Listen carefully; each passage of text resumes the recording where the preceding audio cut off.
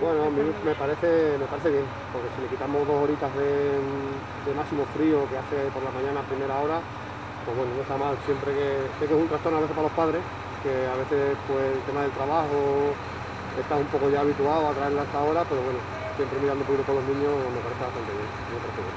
Hay gente que dice que quizá a lo mejor los niños, teniendo en cuenta la situación del coronavirus, deberían haber empezado las clases días más tarde.